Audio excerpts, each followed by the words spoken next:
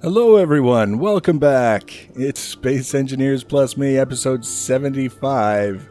I'm Enigmius, and today we're continuing the build on the Atlas Mk.II, but first we're talking about the catastrophe on the Atlas Mk.I. There's a bug in the game. It crops up from time to time where contents of containers just suddenly disappear. They're just erased from the game. I was mining on the moon. I was down on the moon with the Spectre Omni, and I had just left the moon's gravity well, which for me is a great time to save the game. You feel good about saving the game right after you've escaped a gravity well, because then you know if things go wrong, you're not going to have to make the ascent again. And I also decided it was a good time to update my backup saves. And then I got back to this area here, and I went to pick up some materials from the Atlas to continue the build on the Atlas Mk.II, and found the container empty. All of my components, all of the components that I'd assembled over the span of several hundred hours with this save, gone. Now, obviously, most of our steel plates we had already tied up. We were using them in this build and this one. So that wasn't really something that we lost, but pretty much everything else was. Which, it was kind of a little bit of like, can't breathe for a second moment, because there's a lot of stuff and it would take a long time to get it back. I mean, there's only a certain number of options that you have when you encounter a situation like that. One of them is to just feel like the victim, helpless, can't do anything about it, gotta go mine for the rest of my life to recover the stuff that I lost, which is not a fun way to play a game, because you resent the mining process the whole way through. You'd rather be building. That's why you did all the mining before, so that you could be building. Not really an option. The other option is just be angry about it and be like those people. We see them all the time in internet forums where they're just looking for an opportunity to say something negative about the game. Any conversation that comes up, people can be having a conversation about how much they like this ship that they just built, and this person will show up, well, if it wasn't for the developers, you could have done blah, blah, blah. Nobody wants to be that guy, so that's not really an option either. The third option, the justice option, is to just take back what was taken from me and move on with my life. So that's what we did. You might notice a few extra iron thrusters on this guy today as a result, and we are going to be taking a few liberties with the Game Master mode to continue building things in a way that tries to respect the scarcity of resources and how important it is to accumulate these resources if we want to build big badass ships, while at the same time respecting my time and not making myself miserable mining to recover things that disappeared as a result of a bug. So the only reason why I bring it up and mention it is kind of an interesting story when you lose that much stuff. It's pretty crazy, but also because for some people it's very important. They need to know, is this a fully legit survival build, or is it a completely creative build? It's about 90% survival and a little bit of Space Master thrown in to recover from a bug is what's going on. Having said that, if you saw the last episode, you already know that there's been some progress made on the design of this guy. A lot of hull sculpting. In fact, most of what I've been doing is hull sculpting and making sure that we've got enough thrusters for what I have in mind for this original build. We may find we need more later on. One thing that you might notice is this area here above the bridge is a lot less blocky. I managed to smooth it out quite a bit so that there's a lot less tugging at the eye, and I'm quite happy with the way it's turned out now. I don't feel like I have to be keeping an eye on it anymore, looking for that little momentary inspiration when I figure out how to fix something. I think it's in pretty good shape. So from that, I decided to kind of bring things around and finish this circular area as best I could. It's not 100% done, but it's very close. You can see we got the outer section is done. I'm happy with that. Again, trying to build circles out of, squares and wedges and things like that, they're never going to be perfect, but if we can get some interesting visual elements out of it, then it's not bad. It's not bad. So I'm pretty happy with that. And then on the inside as well, we've got some detailing going on that sort of kind of neat, I think. Again, it's not a perfect circle, but you look at it and it's not hideous either. It could be one way or the other. And if we go underneath, you can see that there is actually a difference in location between the inner wall and the outer wall. They are two distinct components of the build. So that was kind of important to me that we have that, because I want a little bit of space in here where I can run a conveyor tube all the way around and make sure that the rear of the ship and the front of the ship are connected with conveyor tubes, and not have to worry about always going to the back whenever I need something from storage or whatever. We can do it from the front or the back. So that was pretty important.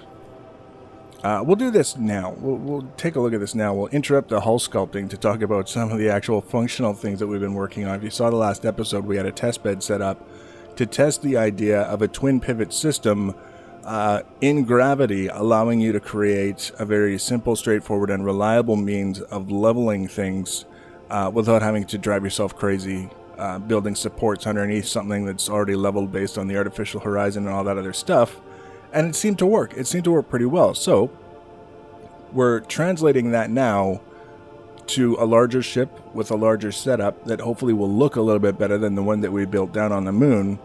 And in support of that, we've got a rotor over here that's connected to this circle, this inner circle, and then we've got a rotor over here that's connected to a merge block that's connected to a merge block, which basically makes sure that this rotor is also connected to the inner circle and the hull of the ship. And these will not be powered. These will basically just be spinning freely unless we're moving, in which case they'll be locked. And the whole idea here is that this is going to be half of the tilting mechanism that will allow us to make things level. The other half will come from the rotors that will eventually be here and here, that will be connecting to another inner circle somewhere in here. And then in the middle of the inner circle will be the rail that supports the bore head, and the rail is what we will be adjusting in order to lower the bore head so that we can drop it as far as we want to without having to worry about change pistons. It's risky. There's a lot of rotors, which means a lot of opportunities for failure, but I think it's worth a try, because it's going to be kind of interesting if it works, and kind of understandable if it doesn't, that we at least tried and had to come up with something else.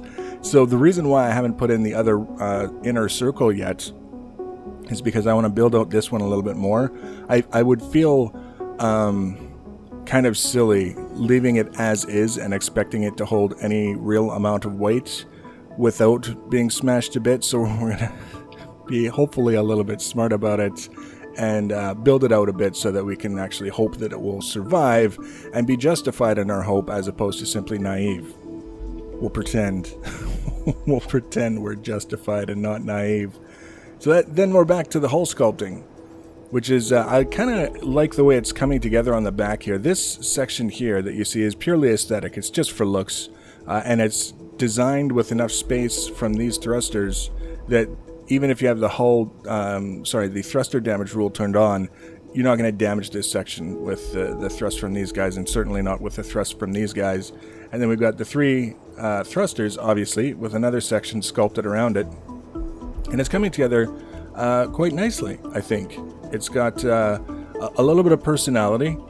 The original design, the one that I had in my head, basically sort of looked like this. Is it was going to have a front section, and then it was going to kind of dip up. Is that even an appropriate combination of words?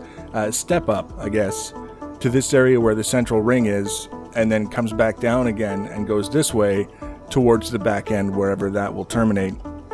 And that would basically be the ship. Now, one of the things that I'm thinking of doing is putting a larger ring, maybe a couple blocks high, on this lower section, kind of connecting this side and this side. Purely aesthetic. Again, it's not going to be there for any particular function. It's just going to be there because I think I'll like the look of it. And then up here, if we come around, this cavity that we've got is where all the machines are going to go. This is where all of our refineries, arc furnaces, assemblers, cargo containers, reactors, and at least some hydrogen containers, they're all going to be headed this way. I think we're going to put the oxygen generators and containers up front. That to me makes a lot more sense than hydrogen. The reason why we're going to have hydrogen tanks on this guy is because it's a mining ship and we're going to be sucking up a lot of ice.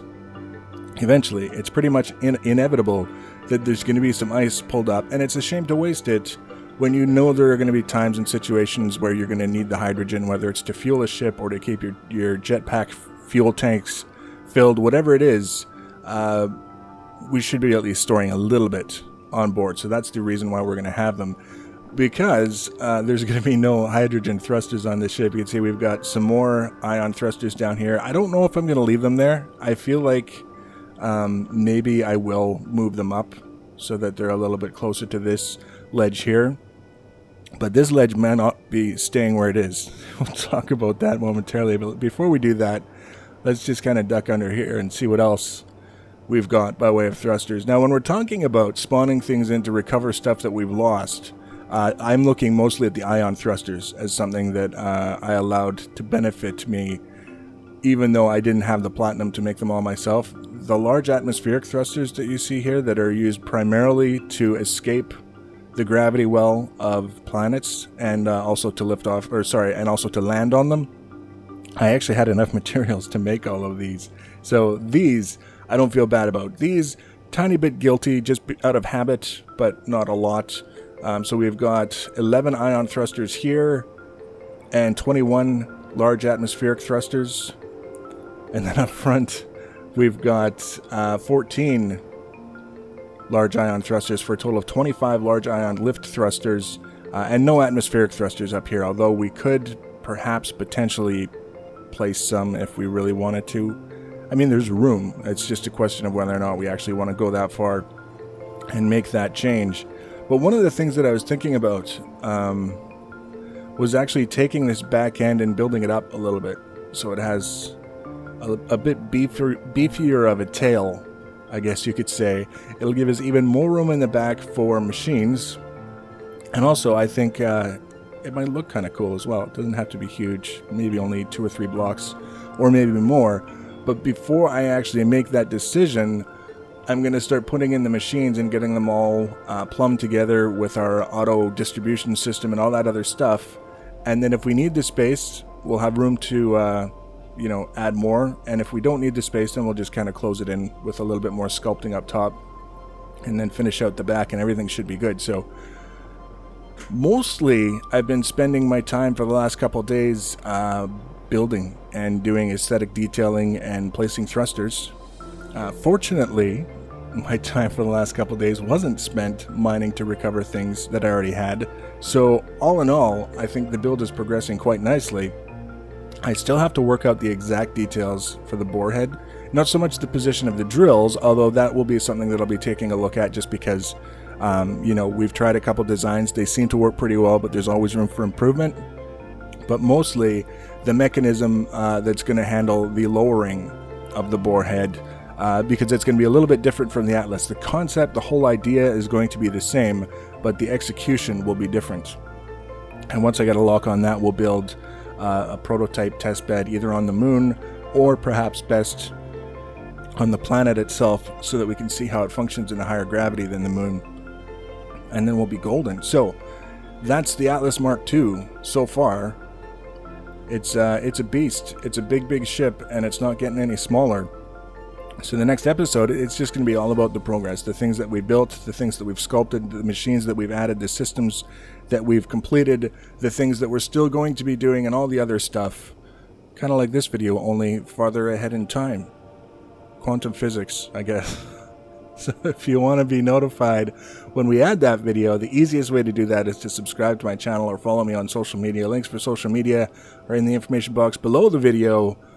Feel free to leave your comments and feedback. Thanks for watching, guys, and take care.